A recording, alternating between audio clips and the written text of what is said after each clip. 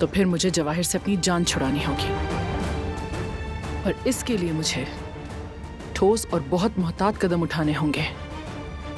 क्या सोचा है आपने सबिया साहिबा? जवाहिर का एतमाद हासिल करना है मुझे। खफा नहीं कर सकती उसे खुद से।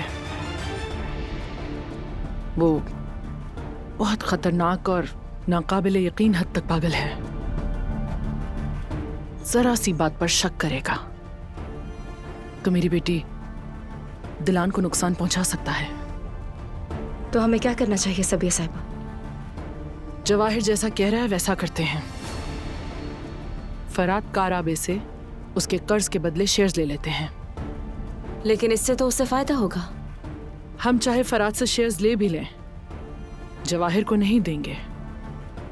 मेरे पास रहेंगे वो, काराबे खानदान को महफूज रखने के लिए।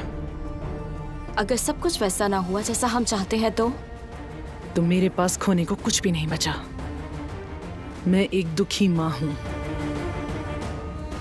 अगर अपनी औलाद के लिए आखिरी हद तक भी जाना पड़ा तो जाऊंगी, बल्कि अगर उसने मेरी बच्ची दिलान को नुकसान पहुंचाने की जरा सी भी कोशिश की तो मैं अपने हाथों से खत्म कर दूंगी उसे,